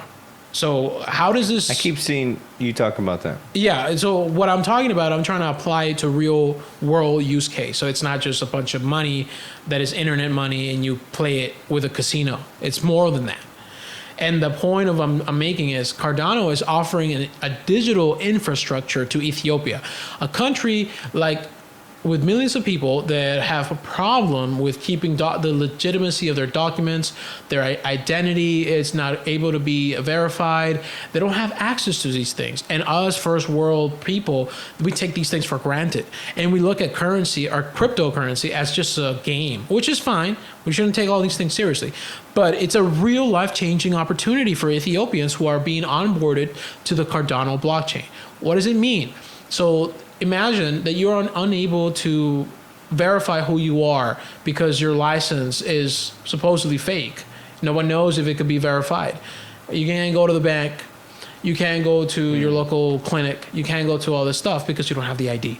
So that's a problem that is being solved without government. It's being solved by individuals, scientists, engineers, entrepreneurs, investors, all these different individuals participating in this ecosystem. That and other cryptos and other communities, they're building back better in a real organic individual effort and a community driven effort from the ground up. And I wanted like building back even better. There you go. I was like, I saw what you did there. Yeah, even better, because the government is already creating their own cryptos. But that's, again, the challenge, the perpetual struggle, what I see. And all this stuff that I'm talking about is like, oh, how can anyone predict this? This was talked in the Bitcoin conference in 2012, one of the first Bitcoin conferences I attended in Austin. Now, they were talking about this time being a time of regulation, time of like growing adoption. So the reason it's important, again, is because it's going to create opportunity for people millions of people who didn't have access to it. The banks, the world banks, the powerful ones, it's too expensive for them to help out other countries that don't have banks or have institutional support.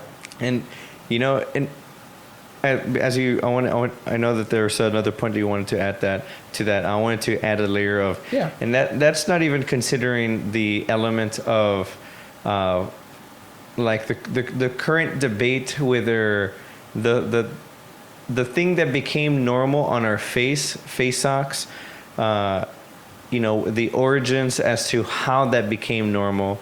I noticed that that's becoming a current conversation as of now. Whether, you know, I remember last year it was something, if you brought it up, you know, you're conspiracy theorists, and now it's actually now confirmed by the president. And it's like, let's double down. Although it might be rhetoric, or it might be, let's actually take a look. Bottom line acknowledgement of, let's take a look at where it came from. And in the middle of all of that you're mentioning, I'm wondering what your thoughts are on that unfolding. With, is it true? Is it not true in your opinion? Is it something that, you know, I'm curious what comes to mind. Oh, what do you mean? What's the question? The question is, within the element of cryptocurrencies and the newfound opportunities that people are finding in independence, and without especially from the institutional chokehold, or stronghold rather, that's a good word, stronghold in what one can or cannot say, because that's what you're referencing to, right? Correct me if I'm saying it wrong. With what the allowance of cryptocurrencies such as Cardano, I think, or the blockchain, or what's it, the same thing? It's the same. What that's allowing for people, is, in particular in Africa, like immediately I'm reminded by, like, you know, what is this whole, you know, there's more Chinese presence in Africa, and all of a sudden, you know, within hearing that before that being something that I heard, just me, you know, suddenly what happened was the pandemic, and then the contentious topic of, you know, did it start, was it an accident? Was it, you know, that kind of thing, you know, like I'm wondering how that plays in people's freedom to, I guess, like, y'all want to fight, I'm gonna be over here, kind of thing. I don't know. I see what you mean. Yeah, well, it totally changed things, and it onboarded the infrastructure of surveillance to a larger extent, because artificial intelligence is analyzing people's body behavior, body temperature, locations, political opinions, and so that's centralized and is based on the current controlled internet. And so imagine if you had a social credit score based on your Facebook postings and all those surveillance that they have of you, and the government is giving you digital money and has found out that you have these controversial, radical, extremist opinions, and then they can shut you down from the economy. And it can actually, like, you can do this right now. If you go on Facebook, I don't know the details, but you can see what Facebook has you labeled as. And one of my friends posted on how to do that. And for him, it said very liberal.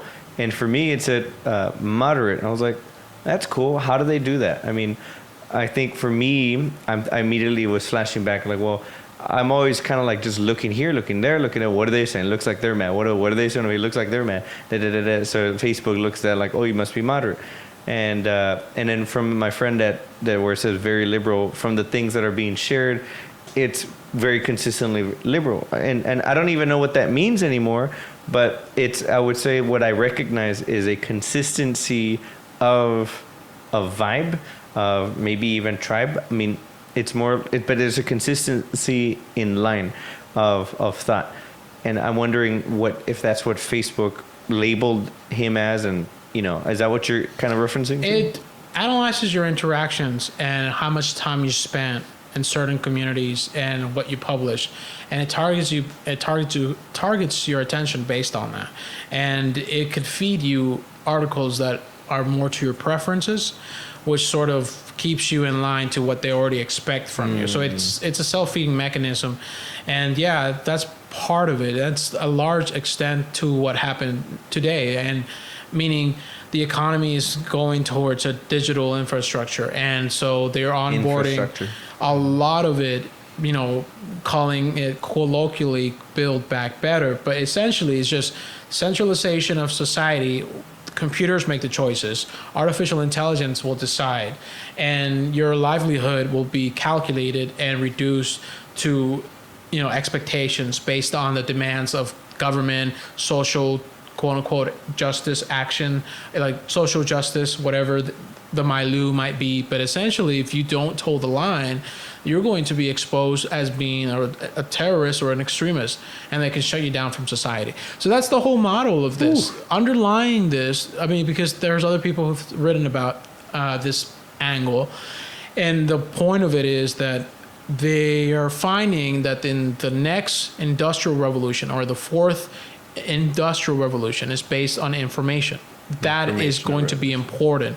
So whoever has the greatest dominance of artificial intelligence and computing power and more access to rare earth minerals and materials, then they're going to be sort of conquering or dominating the next stage. Just like whoever won the railroad race dominated the entire industrial era.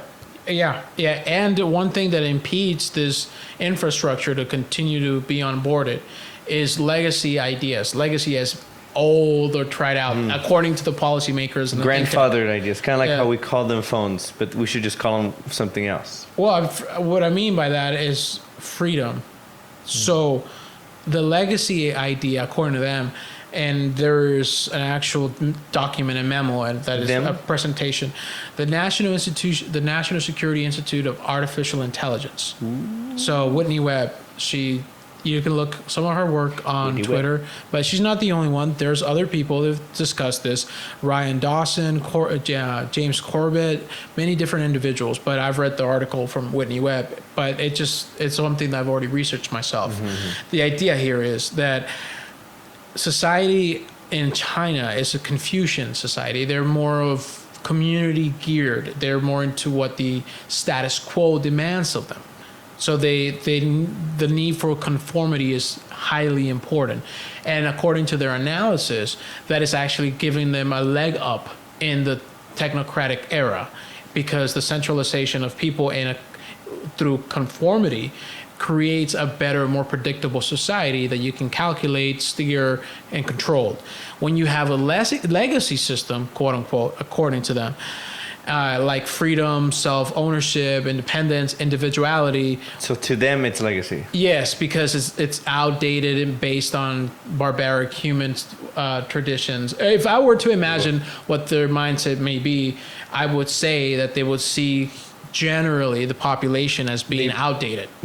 Is it maybe also even that they view themselves as dominant over that, so it's subservient? Yes, in a Nietzschean way, they see as themselves new like and that. Maybe innovative as it may be, it's subservient. They see themselves as the masters of history. I think Karl Rove, he's an important quote. He said, "We're history's actors. It doesn't matter what, if it's a lie. We are the ones creating history."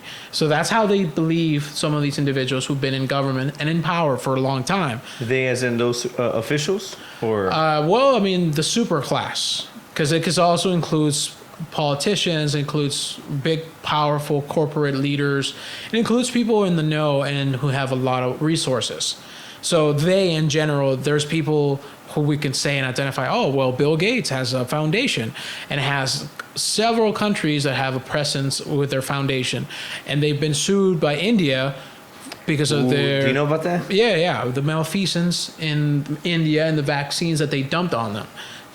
So, you know, there's a whole deal behind it, but they don't get in trouble. You're welcome to unpack, because that's, you know, I remember there's this one Indian lady, I don't know her name. Bill Gates is actually continuing the work of Monsanto. I've talked about how he's pirated seeds we have saved that tolerates salt and floods, and he says invention. This biopiracy is a bit like Columbus. Why do I call him today's Columbus? Because he's carving out new colonies.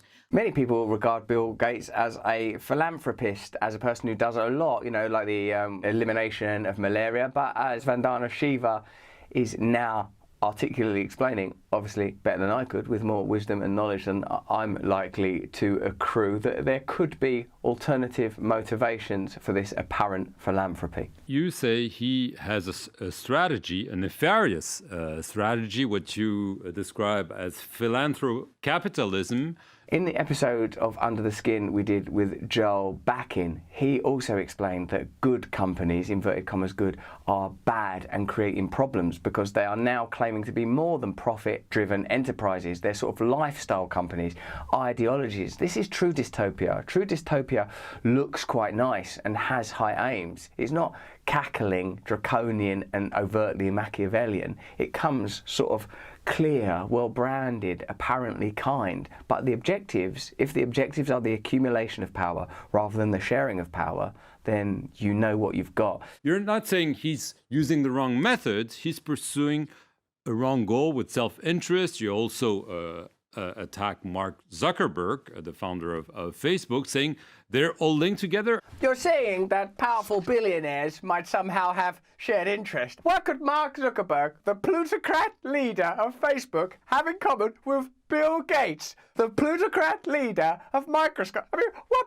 possible shared interests could these two guys have? I mean, this reeks a bit of conspiracy theory, doesn't it? People's frustrations and concerns about globalization are not properly addressed because the objectives of globalizing interests are very, very powerful, and they align very neatly with the interests of the media. So you won't hear negative opinions freely expressed because that's what power does. Power eliminates opposition. We stopped Mark Zuckerberg from trying to get into Indian agriculture. It was a big mobilization of people who believe in the open internet. What did he want to do? Well, you know, basically what they do is they mine the data from the farmers. Large corporations such as Microsoft, Amazon and IBM are racing to collect as much data as they can from all nodes of the food system, becoming more and more integrated and connected through corporate partnerships, mergers and takeovers, enabling corporate capture of the food system. Once captured, this can then be processed with their powerful algorithms to provide farmers with real-time data and analysis on the condition of their soils and water, the growth of their crops, the situation with pests and diseases, and the looming weather and climate changes they may face. There's nothing wrong with that, except that behind it is the imperative to centralise power and create profit. The data and their knowledge of soil and crops will all be used to disempower those farmers, not to empower them. Some of these ideas, that access to that data, might be appealing for farms that can afford technologies, but it's a different story for the 500 million small farm households in the world who produce most of the world's food, who cannot afford the high-priced data-gathering technologies.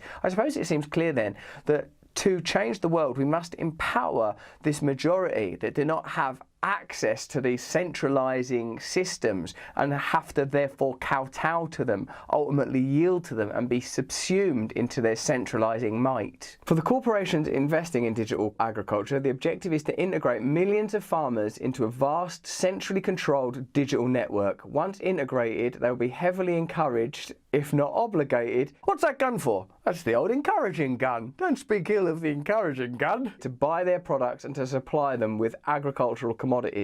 All of this functioning through the mobile money systems being developed by the same companies.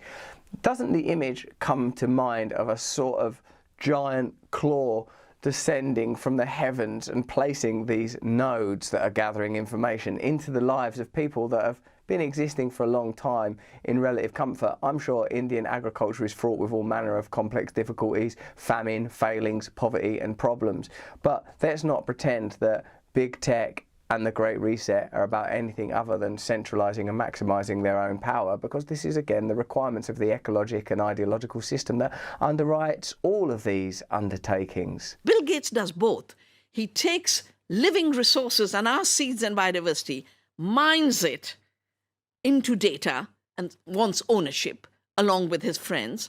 And Mark Zuckerberg mines your data and your behaviors and turns it into the raw material. I like that the people like Mark Zuckerberg and Bill Gates are sort of in the background, like, so I am doing some of this stuff, she's right, you know, sorry, I am gathering up all their seeds and all their data, yes, and centralising and keeping, I'm very sorry about all, oh God, this is embarrassing, can I leave? You have enough data on what happened with Facebook selling data. This is a major threat to democracy. But she's been very outspoken, not in favor of Bill Gates. And I haven't looked into it, but I remember recognizing why is she so cautious of Bill Gates? And I'm like, I thought Bill Gates was the nice sweater guy, you know? But you know, I appreciate that there's acknowledgement from another that's viewing not the sweater, but views perhaps an intention that's invisible behind it, the sweater. And so I'm thinking I should look into it. I haven't, so I'm just curious. Is that kind of along those lines? Yeah, if you look at the history of Bill Gates, James Corbett makes a really good documentary, like really delves into like proven, actual on the books. Is he a journalist? He's a very important journalist, and I think people should go into his research. James Corbett, CorbettReport.com. He's a very interesting individual, and he has a lot of research. Those who don't like him, what do they call him? I don't know. I haven't encountered many people who have a lot of negative things to say about him, because he's not very divisive or rhetorical. He's very critical. Yeah, and a lot of information-based thing. But I wouldn't know. That's good. The thing is that Bill Gates has created wealth through government collusion and by theft. And those are not honest or virtuous ways of accruing wealth. But the reason he got away with is because he has political connections. And he's been convicted of some of these criminal collusions. You know, really? Yeah. There's a video of his disposition. The time is 1:48. We are going back on the record. This is tape 3 of the videotape deposition of Bill Gates on September 2nd. Mr. Gates, let me show you a document marked as Government Exhibit 390. And yes, because he was doing dirty dealings and trying to monopolize the markets. Anyways, so there's a high in the face. Yeah.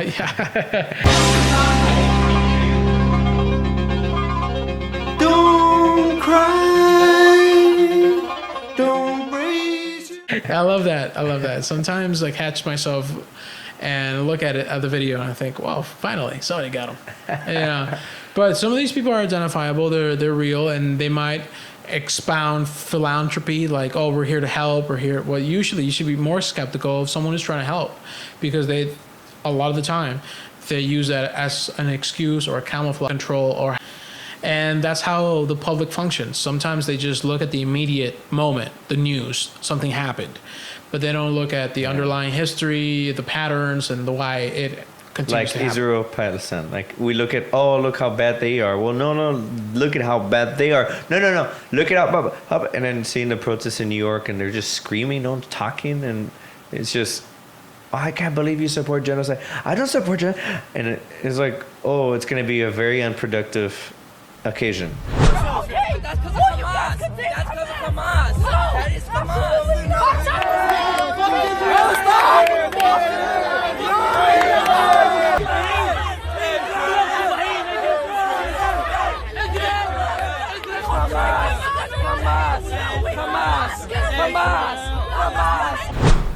Would you say that's the first impression that is received, kind of like that recent example? Yeah, most of the times. Yeah, I think people like to fight about it. And it's, even on that one particular topic, I find it so interesting because there's so much history, depth in history. perhaps it's beyond our knowing or field of awareness, and they're both wrong. There's bad things happening on both sides, and clearly it's a deeply, perhaps even biblical, nuanced situation where it's not a simple conversation to be siding with anybody with. And I like various topics like what you're sharing right now. Yeah, you definitely want to do your own research. Yeah. And ask those critical questions, and publish what are your findings and put it out there. That way people can peer review, peer check. It's not just a fancy word for scientists to do, to check. We can check each other, a peer check. It's important. And that creates more of a truth-seeking environment. And it's never bad. No. Never bad. And it's not everything as straightforward as it seems. Because if not, more and more does it not seem, are we experiencing a sort of cold world war? Oh, yeah. And I wanted to toss this poem at you that flowed through me with that question. And it goes like this. Are we all just making art? Okay, here it is. Aren't we all just making observations of all that is illuminating to us? All the days when wars were fought with masses of waves until land was caught. Where do troops on the ground appear? In the mine all around and so near. A cold world war, the likes unseen, within the antenna of social dilemma, all does it seem? What comes to mind? Well, the recent news that China said that they are in a cold war with the United States, and then they said that. Yeah, that's the headlines. That's the headlines. You can look into it, but essentially, some of the military, political, the opinion in China is that there has been an ongoing war, and that it got focused on by the economic trade war between Trump and China. That was the focus, but it's been going on for a while. And, I have a different perspective about it. I can't just be brief, but I'll try. Essentially, Cold War it helps the state to continue holding on to power.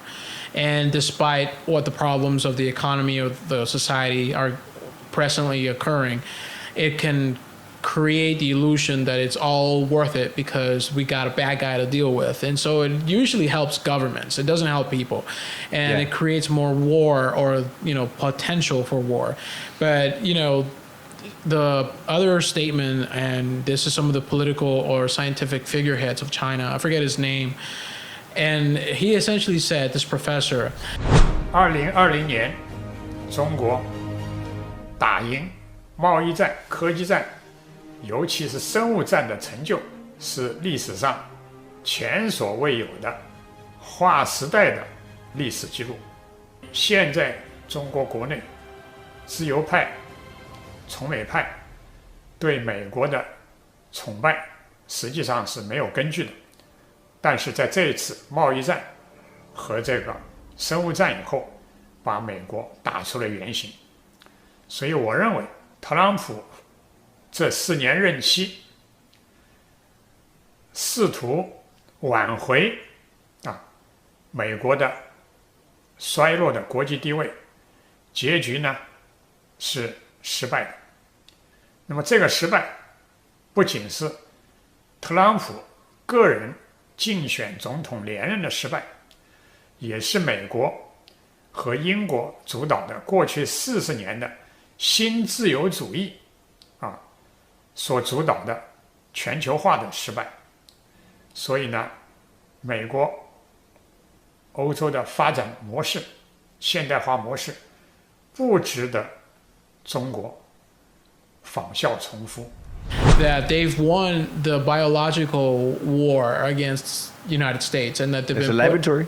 Yeah, the Wuhan laboratory and the gain of function research.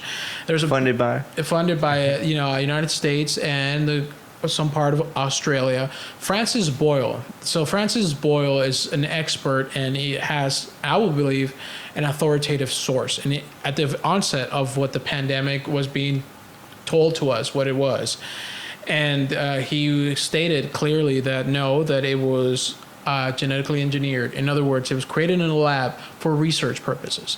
So I looked into some of the findings and some of the sourced articles.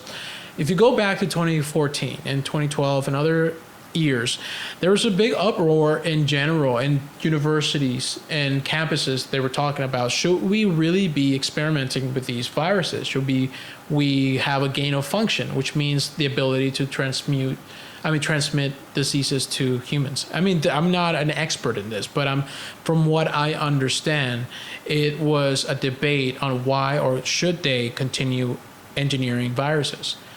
Right, so that's the problem that they had, and the uproar came back and they said, no, we probably should not. So they moved the lab and the resources or the information or the experimental data to places like Australia, and they also had an uproar, and the Australians passed it off to the Chinese. So there's complicity in all these different governments. The idea is, oh, we are suspicious of the bad guy. We're suspicious of the other country. So we have to develop these genetically engineered viruses because we have to prepare our society in case they release it.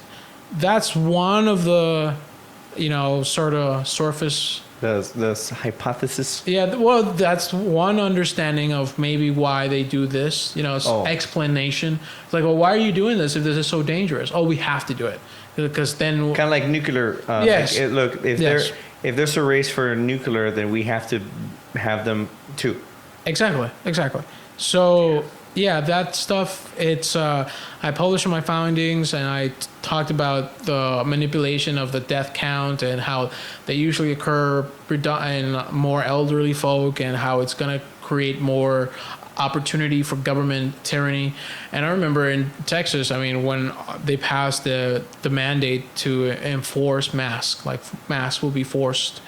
The reason, in my opinion, that felt like it was a show or a signaling to individuals that they have to comply in order to be part of the solution, which gives us this conformity or this condition of conformity, because to go against the grain or to do otherwise, then you're putting Granny in danger. But never mind that there's all these different types of hospitals and institutions that are literally profit off medical malpractice. And yeah, there's articles that talk about this issue where there's doctors or dentists, typically dentists, where they order unnecessary medical procedures so that they can continue on with their business. So there's... Oh, like write-off? Yeah, or bilking. It's a term.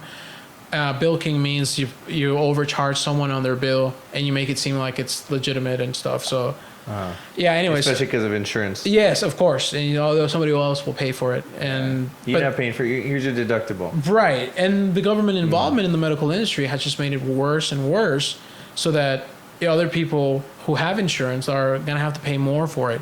So there's more to it, but I'm just trying to pace myself here. Yeah, I hear that. And I just want to say, the fact that you're sharing your thoughts, I appreciate the fact that, you're coming down from North Carolina on the way to San Antonio and stopping by here in San Antonio for tacos. And you're going to see... You got to tell us where the tacos, there's been a taco war here in Texas, Austin, San Antonio, Laredo. You're coming through, so can you help us out with what is the truth? Oh, no. I see. No. No, man. No. To wrap up our time here, thank you for your time. Final thoughts would come to mind, especially as we unveil into this timeline. What are you noticing that we can raise concern within ourselves so that perhaps we can detach and observe from such convictions and maybe allow the granting of looking at the other, whoever that other is? Okay, focus on the results of what your thoughts and your actions have on yourself and those around you, and take a good, honest picture and accounting. and look at how has it improved your life? Does it make you happy? And if it hasn't, there must be a reason that is on the foundation. So if you start from the bottom up, you'll be better off. Even if it feels like you have to start from scratch and get rid of a lot of preconceived ideas or comfortable ideas, it will be all right, because it will be worth it. Your life will be more fruitful. You'll be open towards more opportunity and wealth, and you'll be able to really exercise your will if you actually delay your gratification. If you work hard, keep yourself patient, and believe in yourself, those are actually things that happen and they work. And right now, society is geared towards embracing the bad in people and keeping us in line with Illuminating fear. it.